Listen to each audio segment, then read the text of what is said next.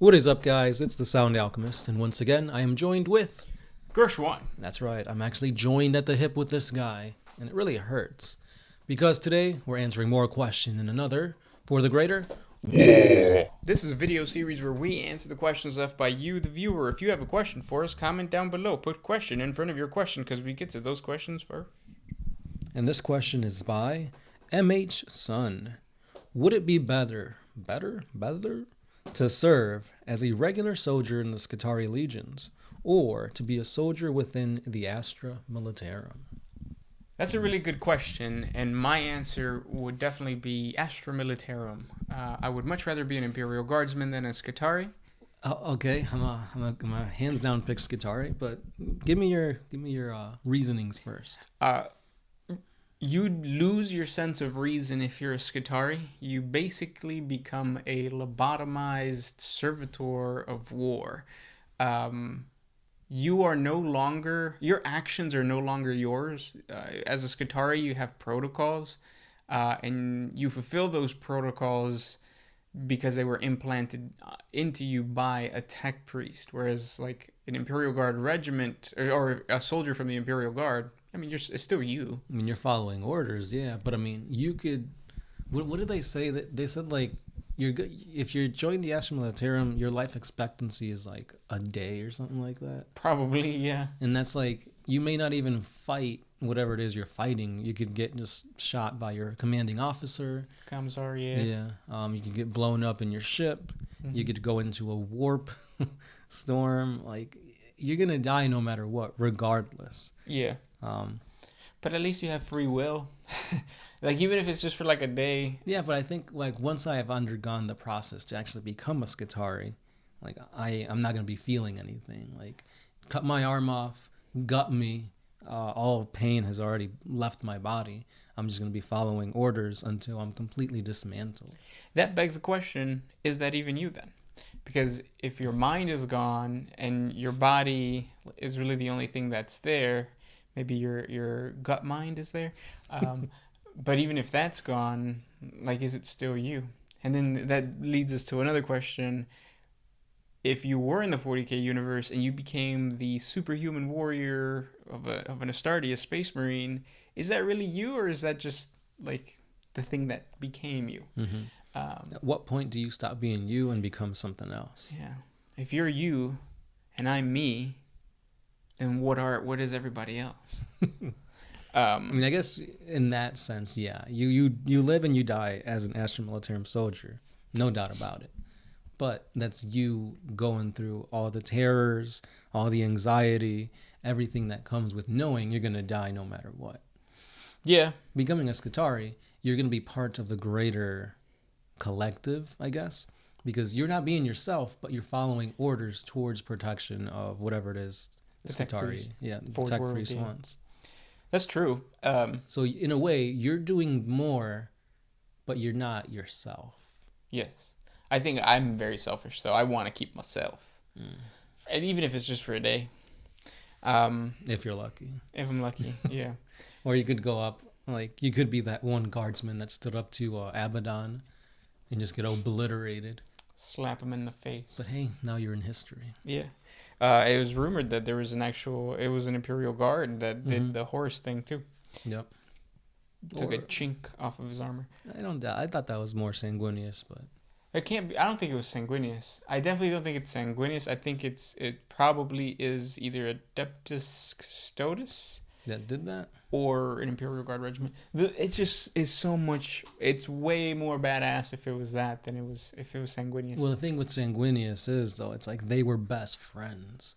They were like buddy during the war, and to see, your best friend completely being used by chaos and you being struck down by your once friend, that's what makes it so entertaining.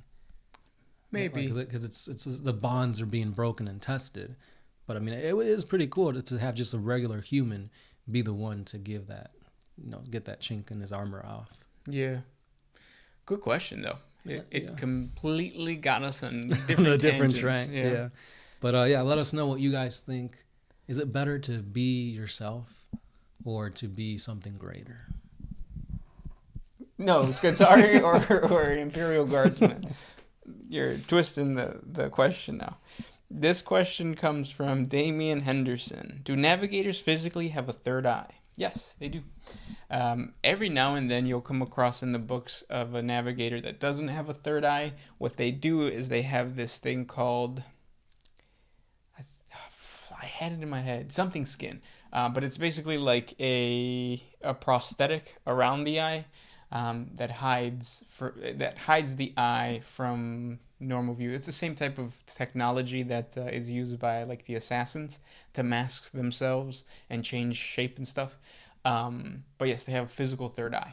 And the cool thing is that the longer and the more experience the navigator is, the blacker the eye is, to the point where, what's the white of the eye? What's that called? I was gonna say the iris. Well, the iris is the colored part because the pupil is a little black. So I guess the iris gets wider and darker as the more experience and the more exposure to the warp that it has. Kind of like an orc. Like an orc, yeah. It's a baby orc on your forehead. Yeah. This next one is by Hayden Matoto.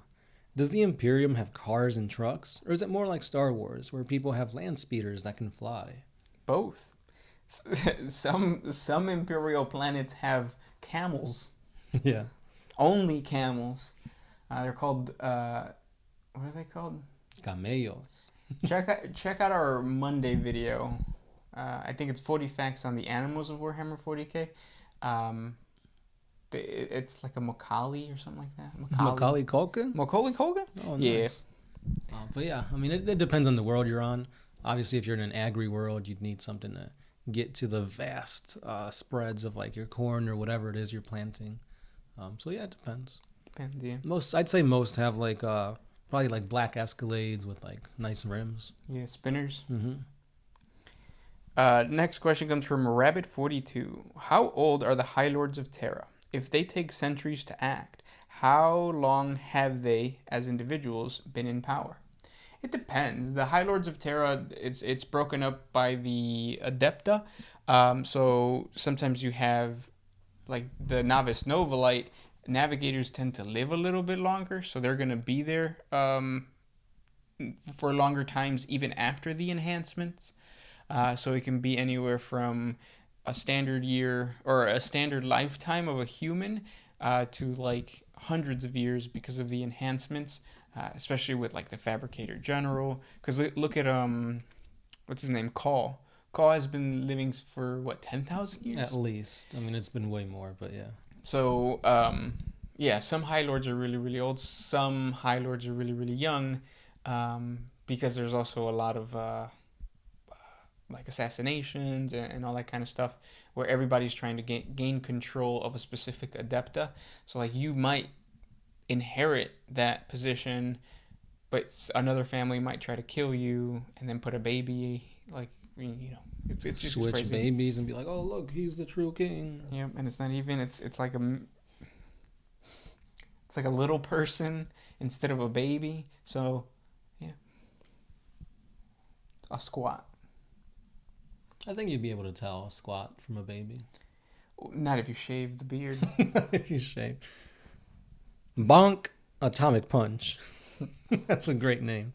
His question is, Men of Iron or the Necrons? Who would win in an all-out war? Necrons. That's not even Yeah, the Necron, like their technology, their way of warfare is so beyond everything that they're going to win regardless. They have living metal. Mm-hmm. That's crazy. You're a living being, and there's other living beings on you that make your armor. I was going to say, technically that's what we are. Well, yeah. We are multicellular organisms, and they are all controlled by the...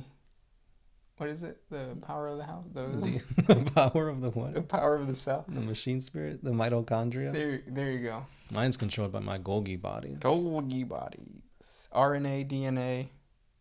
I was in AP Bio. That's just cool facts about me. Advanced placement biology. What did I learn? You could stick an eyeball in a glove and tie it to the ceiling of the classroom, and the teacher won't know for an entire year. An eyeball of what? I think it was a cow's eyeball. Mm. Yep. No glove, no love. Mm-mm. Damian Henderson. What do you think would have actually happened if the Chaos Gods never stole the 20 Primarchs and they were all raised by the Emperor? Whew. I think less Primarchs would have been corrupted. What do you think? Yeah, because this goes back to the whole nature versus nurture thing. Like, were these Primarchs always destined to become chaotically possessed by the Chaos Gods that they chose to follow, or was it because of their upbringing? For example, the whole bonds of the gladiators that Angron formed, and then him being ripped out from the most pivotal moment in his life up to that point, and being forced to have a whole legion of Space Marines that you don't really want to follow or use, and so you kill all of them and just making you angrier and angrier and angrier. Like, that really set the stage for Angron to go to the Chaos Gods. Now imagine if he was never put in that position. Like, he wouldn't really have anger towards the Emperor, so what reason would he have to join Khorne? None. Yeah. I mean, with Conrad Kurz, he was plagued with the visions, so he knew from the start what was going to happen. So regardless if he was on Nostromo or alongside the Emperor, he knew he was going to, the Emperor was going to be the reason for war, strife, and all this stuff. So it would have, like you said, it would have been similar, but just not as many Primarchs following Chaos. Next question comes from Shinku Kirito Ishikura. What it would be like to have a video game first or third person in the perspective of a Scout Marine, Primaris Marine, Dreadnought, and a Grey Knight? Well, I guess it's very similar to like Battlefront. Yeah. Or Call of Duty. Yeah. Where just you change the weapon. Mm-hmm. Basically, it's reskinning the games that are currently out. Which they should do, because Battlefront is entertaining. Yeah. I mean, it's like you see all these like A1 games, and it's like, oh, this is so awesome. Like, this could easily fit into the 40K universe. But you look at the games that like have that IP attached to it, and they're not that great.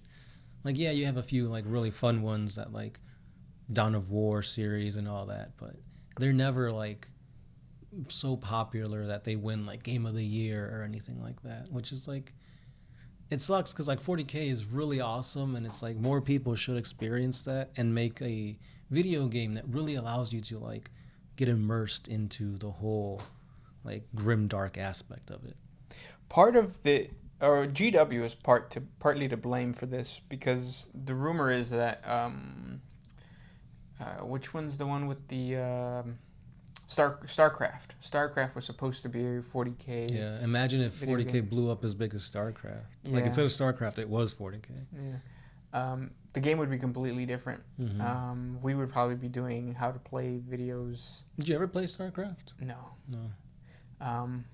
But yeah, instead of like Dawn of War. Did you hear Target is now selling 40K stuff? What? Well, not like. Oh, like the models. box It's sets? it's like I think it's the one where it's like you're 5 Marines and you're fighting against Necrons. Yeah. Oh, okay. Yeah. Because remember when we went to Barnes and Noble? Mm-hmm. They had some stuff. They had some 40K. So now, basically, the stuff at Barnes and Noble you could see at Target. That's cool. That's really cool. Mm-hmm. It's exciting. But I mean, it kind of sucks because it's like if that's the direction they're going, like game stores aren't gonna have that many like people going to it, because it's like, oh, let's just go to Target. I'll pick up some toilet paper and get like a box of Marines. Yeah. Where it's like, oh, let's just go to the store. But it's like, stores are few and, in between. Yeah. Where it's closer just to go to like Walmart, Target. I wonder. I'm gonna go to the GW store and talk to people, see what's going on. Because it could be good and bad at the same time. Mm-hmm. What is cool about like the boxes from Barnes and Noble is that you get exclusive models that you don't get at the store. You would have to buy the whole box, or by buying the box you get those models, which is kind of cool. It's like, I don't really care about playing the actual like game, but like, there's a really cool captain that I want. So yeah, interesting. Yeah. And it's easier to steal from Target than it is. But yeah. Those are the questions for today. If you guys have more questions for us, comment down below. Thanks for watching, guys. Thanks for listening. You guys are awesome. Don't forget to hit us up on Patreon, Facebook, Twitter, Instagram, all these social media sites. And we'll see you next time. Gersh 1. Sound Alchemist, out. Always